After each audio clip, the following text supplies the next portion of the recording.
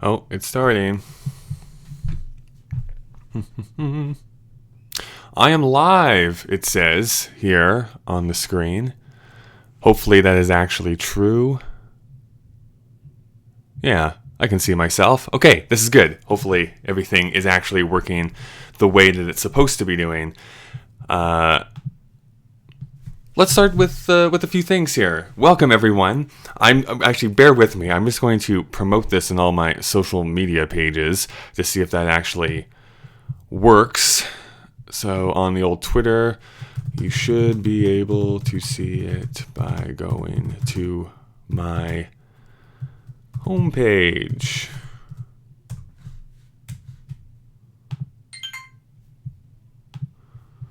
Let's see if old Facebook will do the same thing.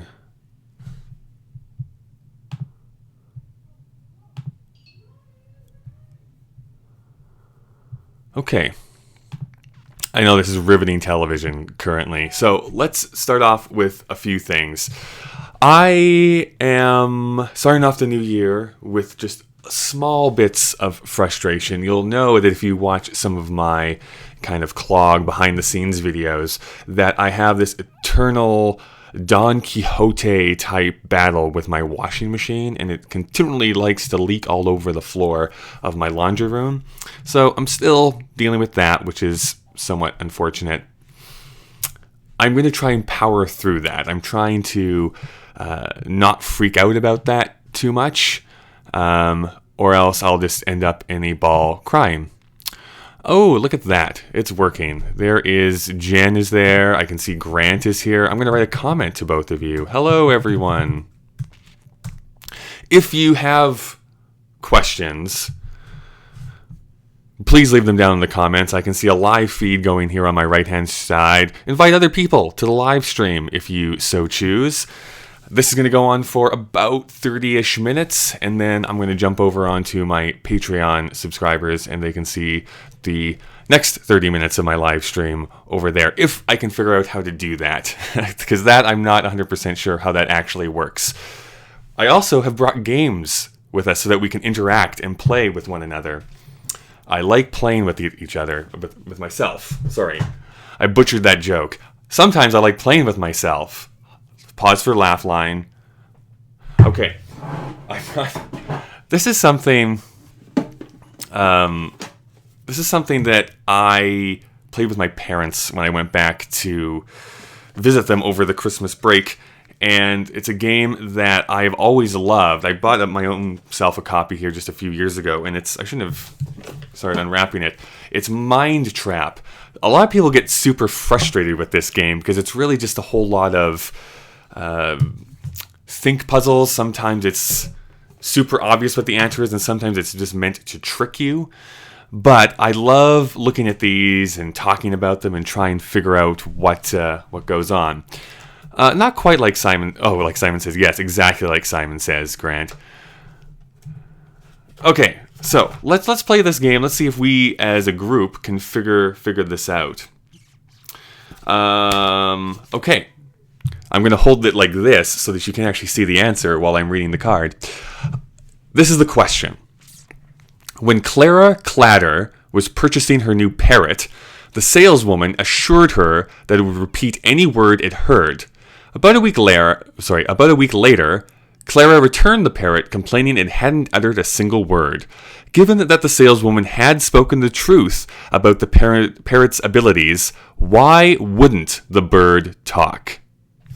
I'm not going to get the answer right away. We're going to try and debate this here for a few moments. So, any guesses on why the bird wouldn't talk? Sometimes you have to really think outside the box. Like, I don't know, the parrot was a toy and the microphone was busted type thing. I don't know if that's what the answer is, but it could be something kind of super dumb like that. I like Jen's answer is super glue. That's correct. They're just a huge lover of Monty Python. I think I might drink of water there. Any other guesses that anyone has down in the comments? Grant says that the bird is deaf. That's honestly probably what the answer is going to be, just based on I know how this game works. Did anyone get anything great for Christmas? Like the best present? It's weird. We don't really exchange gifts anymore, my family and I. There's only one time, and it's like the most capitalistic, consumerist thing, why I remember this. The only Christmas I really truly remember and be like, this is the most amazing present, was when we got our, what would it have been? Oh, it wasn't the Sega, I think it was the Sega Genesis. I'm old. I think it was the Sega Genesis, because what happened was that my parents made us open a couple of presents first, and my brother opened up his, and it was a game.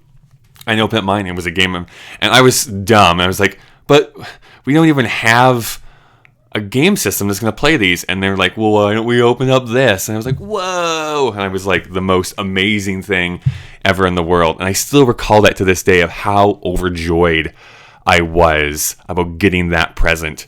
And it's a shame as you get older, at least in my experience, that magic of Christmas slowly starts to fade away. You sometimes get it by interacting with younger people. But I recall being like 10, 12, even in my teenage years, I could hardly sleep. I was so excited for Christmas, not just because I was getting presents, but because I was giving presents to other people. I wanted to see what they got it. How they reacted to the presents I was going to give. I knew that Santa wasn't real by about the time I was 16, but it was just such a magical moment. And that then you kind of go off to university, get into the work world, and then you're just beaten down and see that it's just whatever, who cares. Grant got socks, nifty socks, ones with Einstein on them. Well, hopefully that make your feet smarter. Oh, look at this. Ding, ding, ding. Grant, you are a winner for the answer to this card, by the way. The answer to why the bird would not talk was that the parrot was deaf. So obviously they couldn't hear each other, or it couldn't hear Clara, so he couldn't do it. That's a visual gag, so I can't do that one. That's way too long. Let's do a couple other of these. Let's just do some simple ones here. Let's do another bird one. This is okay, Duncan Drivel. Duncan Drivel was asked how many ducks he had. Well, he said, they just walked down the path and they didn't actually count them, but I remember one duck in front of two ducks, another duck behind two ducks, and another duck between two ducks. So how many ducks does Duncan have? Math! You get to do some math on January 1st here. I just peeked at the answer because I figured I kind of knew what the answer was going to be. So to repeat that, just to get it in your mind. Yeah. I like William's response to, yes, all the ducks are deaf. You got it right. No, you're not. You're not right. So there was, he said, I didn't count them, but I remember one duck in front of two, another duck behind two, and another duck between two. So how many does he have? The other thing that I find as I get older is that resolutions, like the New Year's resolutions, become way less important for me. A few years ago, about 2 or 3 years in a row, I was like, I'm going to give these 10 things that I want to accomplish this year. And some of them were like super big, like I want to get... become debt free, and some would be like really, really small, which is like I want to try, I don't know, creme brulee for the first time. That wasn't one of them, because I have creme brulee every night. So I did like big daunting goals and smaller, lesser goals. And I found it was really motivating for me because it forced me to kind of use that as a checklist, and I would gauge myself throughout the year and see how I was doing. But now, as I get older, it's like I don't really set them. When I want to do something, I don't try and wait until January. It's just like when I want to do something, I'm just going to do it now. Or it's like if I want to make a change, we're just going to make a change now, because there's no sense in waiting and putting it off, or else you're just going to be continually putting it off. Okay, so somebody in the comments has answered this correctly. Let's find out who answered this question correctly. So the answer is 3. They were walking in single file, and therefore one was in front of 2, one was behind 2, and one was between 2. And at that point, you punch Duncan in the face for like, dude, just tell me that there's 3 fucking ducks. Like Jesus Christ. Our Lord and Savior. Sorry. Okay. Let's do one more. Do one more together. Yes, congratulations, Will. You have gotten it correct. Professor... Man, I can't speak today. I should do those vocal exercises that I see actors do. Like, wow, wow. Professor Quantum lives in London. I'm assuming UK and not in Canada. So, Professor Quantum lives in London. He drove to Cambridge one morning to give a lecture. When Quantum finished the lecture, he got in his car and continued driving in the same direction that he drove earlier. And yet, he managed to be home in London by nightfall. How is this possible? Again, I have a theory about what the answer is going to be, but we'll wait a moment. I won't look at the answer this time and to see if I'm right. Oh yes, red leather, yellow leather. That's my vocal exercises. I can get to loosen up my mouth and stuff like that. What? Oh, that's a good. That actually, Jen brings up a good point about this question. Maybe it's a traffic circle. That could be actually. That would be just crazy enough to work. What else can we talk about here today? I have been reading a lot of... I should actually take the drink instead of doing that thing I hate in movies where they almost and then don't actually. And then I could just continue talking and never, ever actually take a drink of my water. It just continually goes up to my lips and down. And that really frustrates me when that happens.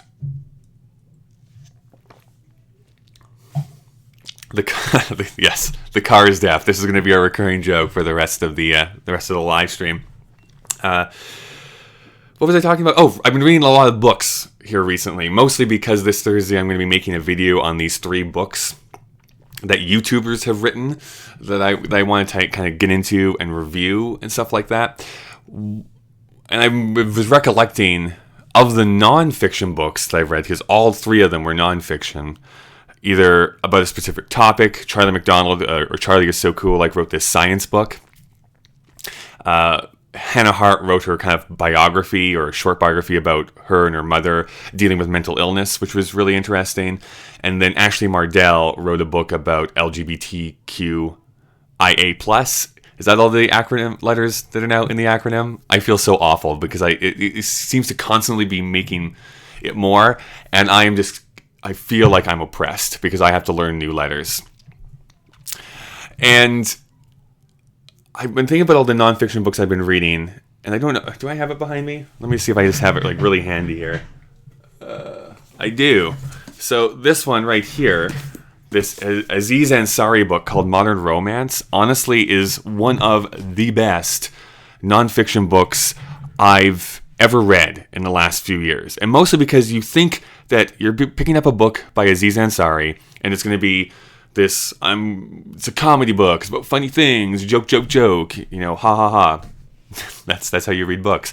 And instead, what he decided to do was go after this researcher and actually write kind of a science book about relationships. And he goes to 3 countries. It's the US, Japan, and somewhere in South America. I'm going to say Brazil, but I can't remember if that's actually right. And he kind of looks at all of the different things that people do, whether it's online, meeting in person, how the older generation found relationships, how the younger generation finds relationships. And it is fascinating, especially the talk of online dating specifically. And I'm thrust into that, and I hate it, but I mean, I still attempt to do it. And what I loved about it was how with online dating, the choice that you're given actually makes people less likely to interact with one another. Meaning that if I'm using Tinder and I'm doing my old swipey poo thing, going around with it, even if I find a person that I think is going to be like a 9.9 out of 10, right? It's like you've gotten almost every single thing that I look for in a partner, but I might get a perfect 10 if I keep on swiping. And that idea that there's something better, there's always something better on the other side, on the other swipe, makes it look like you're never satisfied. And that was just so interesting to me. It also is very interesting that people who do majority of online dating have a hard time actually holding conversations with people versus their parents who can meet complete strangers and just carry on a conversation because they've been forced to do that their entire life. Anyways, this book was great.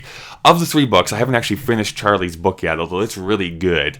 Hannah's stands out because knowing her personality, I don't know if you're familiar with Harto, that's what she's known as here on YouTube. Her outlook and her personality is so positive and bubbly and just a positive influence. And knowing how she grew up and how crazy, I shouldn't say that word. I shouldn't use the word crazy, but how much her mother suffers from mental illness is completely illuminating and makes me respect her even more for having that kind of outlook on life. You can swipe more than once, right? Yeah, but reasons. I don't want to swipe more than once. I don't know if anyone in the comment section has actually gone on multiple dates in the same week with different people. I find that incredibly difficult because I'm still kind of in the mindset of that other person that I almost feel like I'm already cheating on them with this person. It's a weird mental block that I have. It's we haven't really started a relationship yet, but it feels like I've started the relationship. Anyways, it's weird. Wild is a good replacement. Oh, thank you. Thanks. I'll use that in the future. Let's get back to our question. So Professor Quantum lives in London, drove to Cambridge, and then drove in the same direction to get home. What are our guesses here? We had traffic circle as one. I'm going to guess, before even looking at the answer, that he wasn't in London the day before, but that's probably, let's see. Although Professor Quantum lives in London, he did not leave from London that morning. He was staying at a hotel that was north of Cambridge. He got in his car and drove south to Cambridge, gave his lecture, and then continued driving south to London.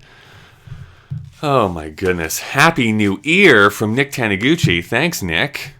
Nick, are you back in stateside now, or are you still over in the Japan place? That Japan place where the monsters live.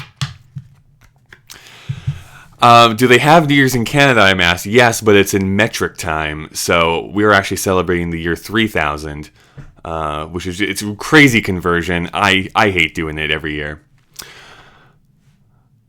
Okay. USA. Oh, I should have turned my phone off. Let's do one more as we finish up here. We've been going for almost 18 minutes. So here's the question. What occurs once in every minute, twice in every moment, yet never in 1,000 years? Think on that. Get your old noodle kind of freaking out. It's interesting that Nick is here because he was over in Japan, and one of my really good friends lives over in Japan currently because him and his not wife but domestic life partner, I don't know, they're never going to marry, but they've lived with each other now for a decade. She is a stenographer, meaning someone who does court cases, so she has to use those special typewriters and types really, really fast. And gets paid major bank to go and do that over in these international trials. And he's kind of along for the ride, does video work for the same agency, so videotapes, depositions, and that sort of thing.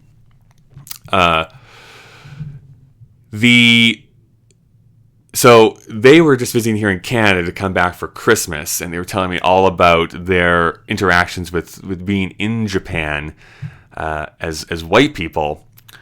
And letting me know that as much as they feel they're beginning to be part of their small community and they're making friends and they're trying to learn more and more of the words so they can actually speak in the language, the culture there, according to them, is such that they will never ever be considered Japanese. Does not matter at all if they live there for the rest of their lives. They are never going to be considered Japanese, and their kids, although they'll never have kids or they don't want any. But if they were to have kids and they live there, still that kid might not ever be considered to be a Japanese citizen.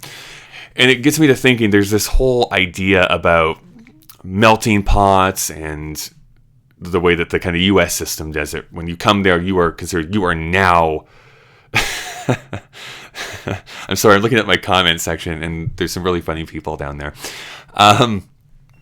The U.S. system is such that they want people to be American. When you come to America, you are now an American citizen, and you need to conform to the American ideals and the American way, and et cetera, et cetera. You have to eat so much apple pie, and you have to punch so many Irish people. It's crazy.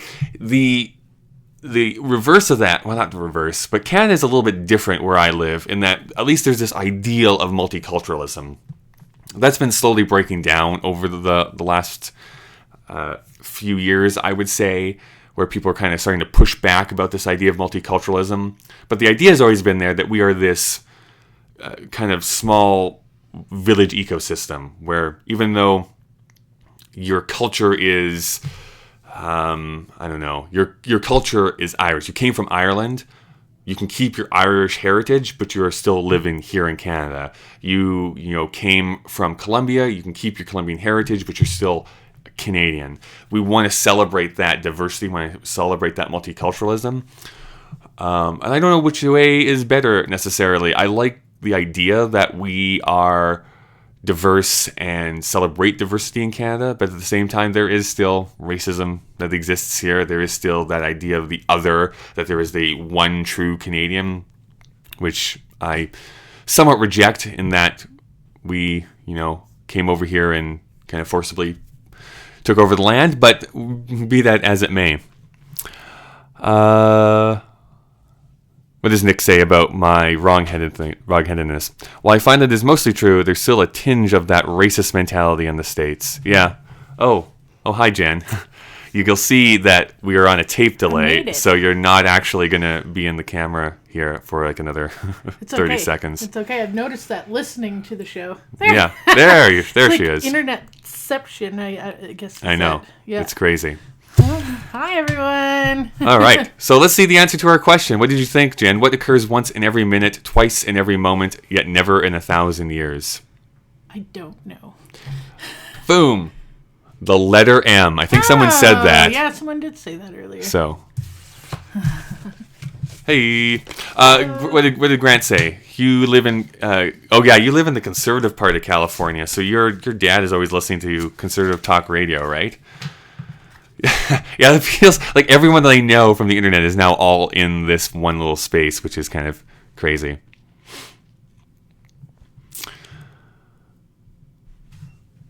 If you don't know, of the 5 of you that are watching here currently, Grant and I do a podcast called Whatever This Is. You should go and check that out. That is called self-promotion. And that's how you make it on the internet, kids. Wow, you talk for a lot and then your whistle gets dry.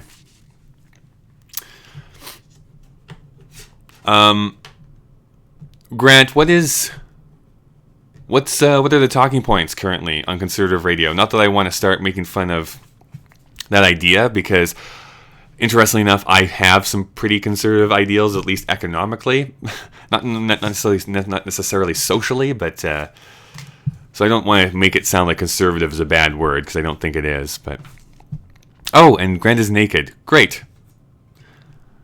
I also liked Williams' album from this year. I very much enjoyed it. Okay. Let's look, just by very briefly looking at the answer without actually seeing what the answer was. This looks like it's going to be more involved. This will take us out for the new year. 2 farmers, Clem Walton and John Brown, were discussing their farms when Clem said to John, "My property is a mile square." John looked at Clem and said, as a matter of fact, mine is a square mile." "Then there is no difference," replied Clem. Is Clem's last statement correct? So, let me read that again, because I don't quite understand the question. So 2 farmers, Clem Walton and John Brown, were discussing their farms when Clem said to John, "My property is a mile square." John looked at Clem and said, "As a matter of fact, mine is a square mile." Then there is no difference, replied Clem. Is Clem's last statement correct? Is there no difference between a square mile and a mile square? I think there is there not? Isn't a square mile an actual thing? And a mile squared could technically be like really long. I don't know, actually. I have no idea. That the new national parks are Obama just trying to appeal to his fringe base. Just build buildings on them. Tear them down. I live in this beautiful part of Canada, although there's a lot of beautiful parts of Canada. I'm just in the foothills of the Rocky Mountains. So literally within 20 minutes, 30 minutes maybe at the most, I could be in the mountains in like this pristine wilderness, clear blue waters, watching a bear eat a small child. It's a magical place, Canada. It's a magical place. Yes, what are they growing? I don't know. I don't know what they're growing. Let's say potash. They're growing potash on their farms. They're growing creamed corn. Thanks, Grant. Yes, that's what they're growing. Here's a really embarrassing story. When I was a kid, my mom loves telling this to any new person that I ever bring to the house. And she's like, when I was a kid, we were growing our first garden. And we're growing like the lettuce and the potatoes and the carrots and all this kind of stuff. And so we're planting all this stuff. And then I'm like, Mom, where are we going to plant the gravy? And then she laughed at me and said I was stupid and I wasn't able to eat for the next 2 weeks. So thanks, body dysmorphia. That's where it started. You're thinking of so we have a geometry debate going on down here in the comments section about whether you're thinking of rectangles. Squares have to be the same on all sides. Correct. That's like the thing that, what is it? All rectangles are squares, but not all squares are rectangles. That sort of thing. That little mind trip of a question. Let's see. Turns out the farms were deaf. So, no, there's no difference in area between their two properties, but there may be a drastic difference in the shape. A mile square cannot be anything other than a square. A square mile, however, may be any shape. The term square mile simply states a unit of area, but does not describe any form or shape. There we go. There we are. So, look at that. We are all more enriched. We're all greater people from having gone through these mind trap questions than we were before we started. So, thank you everyone for participating in my little experiment here. What's on everyone else's mind? Is there anything that we need to deal with? Is there anything that we haven't talked about that people are like, we need to discuss X, Y, and Z? Other than the fact that what show? Oh, I'm watching this show. I'm watching this show called Please Like Me, which I obviously identify with. I would not watch it if you are opposed to watching a show with a lot of gay characters because it's pretty heavily gay populated. But it was promoted to me on Netflix. It's this Australian show that the things had. There's 3 seasons on Netflix that the 4th season just finished apparently, and it starts off a little slow. I don't think the first episode is actually the best representation of what the show eventually becomes, but it's this really offbeat, weird thing where this guy sort of just discovers that he's gay one day when his girlfriend breaks up with him, and then his office mate wants to start dating him, and he progressively go over the next few seasons. He's also dealing with a mother with mental illness, and his dad who has this really, really young new wife. And I don't know, there's something about the show where the first episode ended after I tried it. I was like, no, I don't know if I'm really going to go with this. Then I watched the second episode, and that turned into me watching all 3 seasons. And it was like, there's something about the show that keeps pulling me in. There's something about the performances which are somewhat natural. Like it feels like they picked a lot of non-actors for the younger roles than anything else. It's I don't know. I'm going to recommend it. It's not like I'm going to ever put it on my top 10 shows of all time, but it's a solid solid show. But who is deaf? There's no one deaf in Please Like Me, Grant. Not Just Like Me. You're thinking of Just Shoot Me, who every character was deaf in that show. So, little known fact about the 90s to early 2000s sitcom starring David Spade, Just Shoot Me. Okay. I think we have reached the end of my possibilities here as a host. This is something that I want to be trying to do every month. Going forward, I'm going to be doing about 30 to 40 minutes of live streaming on whatever day I happen to have off. And then going over to Patreon and doing a bit of a live stream over there. Now, interestingly enough, I think there's only one person who's subscribed to that tier over there that can even see that live stream. But there we go. So thank you so much for watching this. You were thinking of Dead Like Me with Mandy Patinkin. Oh, well, there you go, Grant. See, we're never on the same page, are we? Once again, thank you so much for watching. If you don't know, now you know that you can see me like this every week. But I also do videos every Monday and Thursday, as you already know, if you're a subscriber. And what's coming up here? I have all my videos mapped out for the next 2 months. So that's how spontaneous I get to be. And if any of you will be in Boston or near the Boston area at the end of February, I'm going to be there too. So, and then we can, touch faces or something like that. And of course, I'll be down in California probably in the June type of time. Okay. I think we're good. Thank you for coming out. I'm going to stop the streaming now, and you can go and cry yourself to sleep.